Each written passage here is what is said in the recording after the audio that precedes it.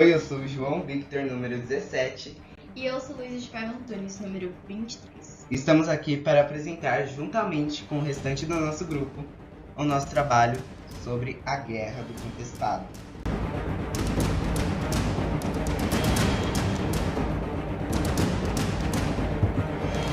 Bom, a Guerra do Contestado foi um conflito armado que aconteceu no Brasil por volta dos anos de 1912 a 1916. Mesmo tempo onde estavam ocorrendo diversas revoltas populares ao redor do Brasil. Tanto que essa guerra é muito parecida com a guerra que aconteceu na região de Canudos. Isso após a proclamação da República. Esse conflito ocorreu nas proximidades da fronteira entre os atuais estados de Santa Catarina e Paraná, em uma região chamada Contestado. Bom, ela tem esse nome porque ela era muito disputada entre os dois estados. Quando a República foi declarada no Brasil, as antigas províncias passaram a ter autonomia, sendo denominadas então estados. Esses estados agora possuíam todas as terras que não tinham donos, ou seja, terras que ninguém havia comprado. No caso, os compradores eram coronéis e pessoas da elite. Assim como muitas pessoas que já moravam em regiões que não tinham donos acabaram sendo expulsas delas.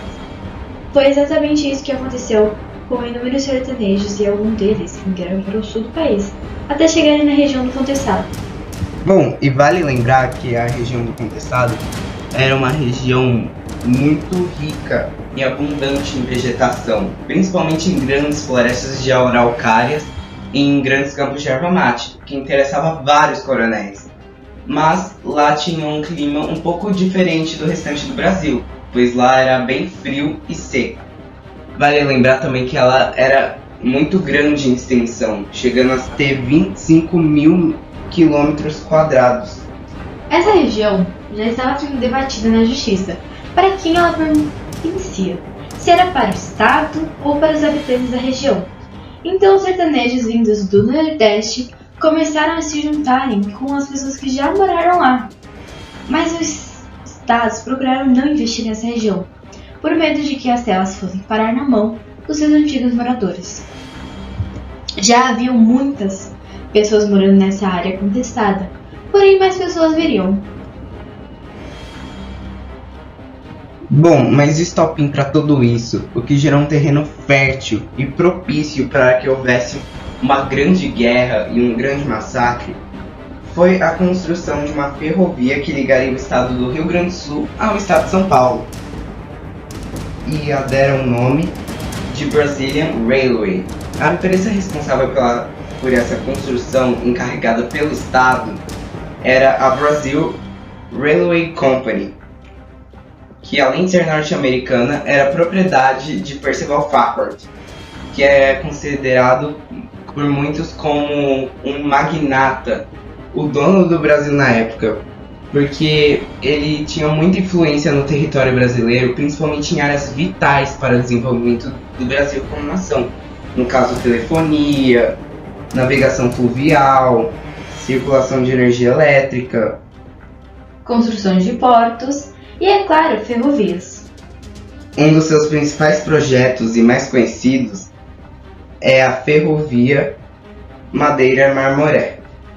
Além do território já concebido pelo governo para Brazilian Railway Company realizar construções na ferrovia, Packard também recebeu dele de presente 15 km² dos dois lados dos trilhos.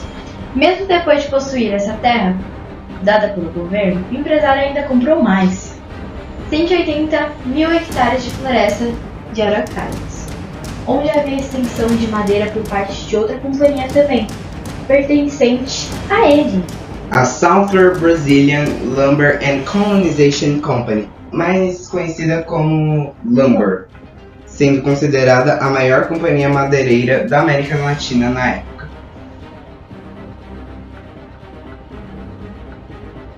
Para a construção dessa ferrovia que ligaria o Rio Grande do Sul a São Paulo, foram convocados mais de 8 mil homens para trabalhar nessa obra.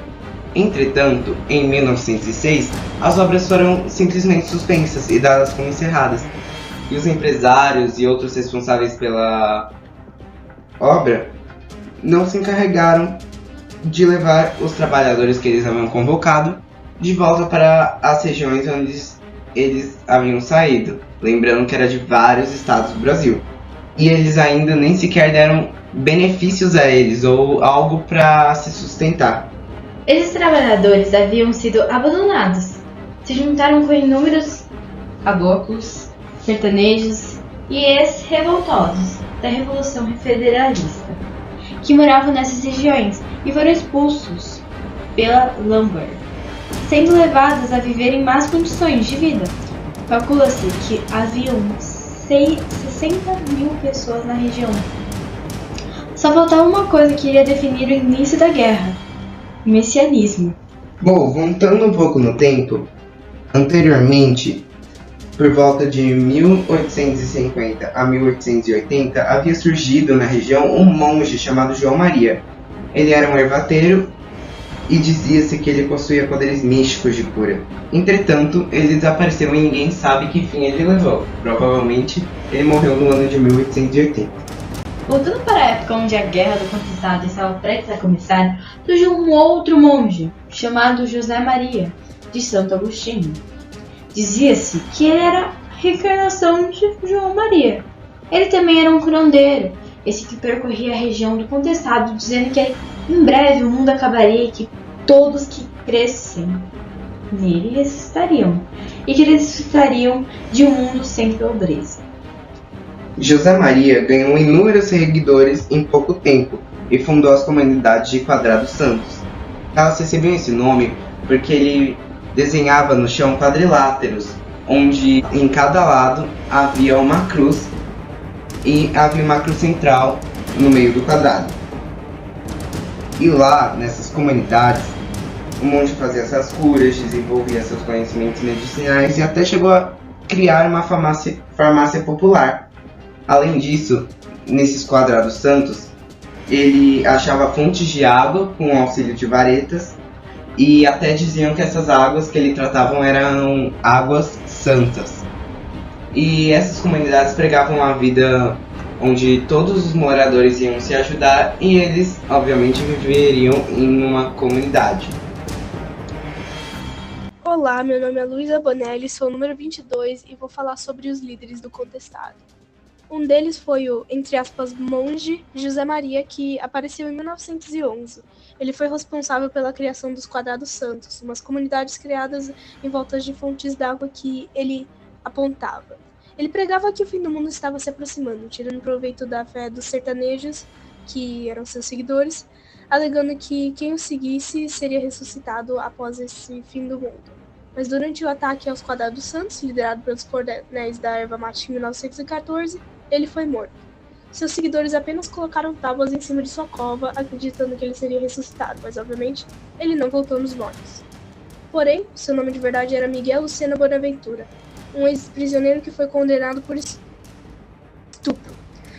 Ele assumiu o nome de José Maria para se autodenominar a reencarnação de um monge curandeiro anterior, João Maria, que curava as pessoas de Sorocaba ao Rio Grande do Sul, mas morreu por volta de 1870. E assim não teve nenhuma influência direta no Contestado. Mas após a morte de José Maria, surgiram mais duas figuras que também foram veneradas e idolatradas pelos sertanejos, dizendo receber ordens espirituais de José Maria. A primeira era Maria de Rosa, uma menina de 15 anos que supostamente, abre aspas, lutava com um cavalo branco, flores nos cabelos e na espingarda, fecha aspas. E Joaquim, denominado Menino Jesus. No final, essas duas crianças conseguiram comandar um exército de aproximadamente 20 mil sertanejos. Oi, eu sou Laura Alves, número 20. E eu sou a Clara Lobo, número 5. E vamos apresentar a parte do desenvolvimento e a ganho dos pelados peludos na Guerra do Contestado. Bom, em setembro de 1912, os grandes fazendeiros chamaram a força pública para atacar e expulsar os poceiros. De um lado estavam os soldados armados e forças do governo, e do outro, um grande número de pessoas humildes armadas somente de machados, espingardas e facões. Alguns sertanejos fugiram para cidades vizinhas e outros morreram durante o conflito. Um exemplo é o José Maria, que foi enterrado pelos seguidores apenas com um pedaço de madeira, pois acreditavam que ele poderia ressuscitar, O início da Batalha do Contestado se inicia na cidade de Irane, no estado de Santa Catarina, em 1912, onde tropas paranaenses resolveram destruir o povoado que apoiava José Maria. Após o ocorrido, aconteceu um debate entre as autoridades nacionais sobre o que estava ocorrendo no contestado, onde as questões sociais foram expostas, mas ignoraram completamente a ideia. Então, os sertanejos começaram a espalhar pela região diversas cidades santas, pregando uma vida comunitária, onde tudo seria de todos, na qual ameaçava o modo de vida das pessoas ricas e vantajosas. E no dia 8 de fevereiro de 1914, na localidade de Taquaraçu, atual cidade dos Curitibanos, em Santa Catarina, forças policiais do exército catarinense incendiaram o acampamento dos jagunços, que em grande parte havia fugido para Caraguatá, um estado de Santa Catarina com difícil acesso, que viviam cerca de 20 mil pessoas. Poucos homens estavam na região naquela época, e a maioria das vítimas foram mulheres e crianças. Após esse ataque, batalhas foram desenvolvidas como forma de revanche, tendo várias vitórias para os sertanejos, que após um tempo foram apelidados de pelados. O motivo desse nome é porque muitos deles já haviam sido presos e haviam que raspar a cabeça. Várias cidades foram tomadas apavorando os poderes do Estado. E para resolver essa questão, o exército contratou um grupo de mercenários que ficou conhecido como vaquianos, que eram considerados ajudantes dos coronéis, onde se reuniram com o exército para caçar os pelados. O novo comandante do exército, chamado Matos Costa, tenta assumir o controle da situação e acabou sendo morto pelos pelados. Após o ocorrido, o general Setembrino de Carvalho assume a situação, montou um exército para formar um círculo ao redor da região dos pelados, bloqueando a passagem de alimentos ou qualquer bem utilitário. O exército de Setembro conseguiu entrar na região dos sertanejos, destruindo a região e matando milhares de pessoas. E na Páscoa de 1915, no maior reduto da Santa Maria, uma unidade bem armada de Coluna Norte conseguiu entrar e destruir todo o possível, matando 600 jagunços e queimando 5 mil casas. Esse evento ficou conhecido como Páscoa Sangrenta. Após essa destruição, a missão se deu como encerrada. Fim e consequências após a Guerra do Contestado. Após o conflito violento e sangrento que marcaram a Guerra do Contestado, a principal consequência foi a assinatura de um acordo entre paranaenses e catarinenses, resolvendo as questões da fronteira, que há anos estendiam-se pela justiça. Olá, meu nome é Maria Eduarda e eu também vim apresentar os fins e consequências da Guerra do Contestado. Foram enviados para a região 90 mil homens do exército, uma pesada artilharia e aviões para observar os rebeldes. E logo em seguida, os revoltosos foram derrotados e a Guerra do Contestado terminou em 1916, quando todos os líderes foram presos pelas tropas. Em seguida, as terras voltaram a pertencer aos coronéis e fazendeiros. No entanto, o restante da população voltou ao estado de miséria que estava antes da Guerra do Contestado. A captura dele, na virada de julho para agosto, marcaria o fim da guerra, que se arrastou por 4 anos e transformou a região do Contestado no palco da revolta mais sangrenta do século XX no Brasil. Uma das consequências desse conflito foi que as fronteiras de Santa Catarina e Paraná foram finalmente demarcadas e a parte contestada ficou na posse do estado de Santa Catarina. Depois da guerra, a Lumber acabou encerrando suas atividades e nenhuma outra empresa obteve interesse em continuar seu projeto ferroviário madeireiro. Além disso, o IDH das cidades do Contestado sofreram muito. Só para se ter uma ideia, as cidades litorâneas de Santa Catarina estão entre os melhores IDHs no ranking de cidades brasileiras, como Florianópolis em 3º lugar e Balneário do Camboriú em 4º. Já as regiões do Contestado estão muito atrás, como Irani, no ranking, ocupa o 79º lugar. Iremos apresentar sobre capitalismo. Não, capitalismo!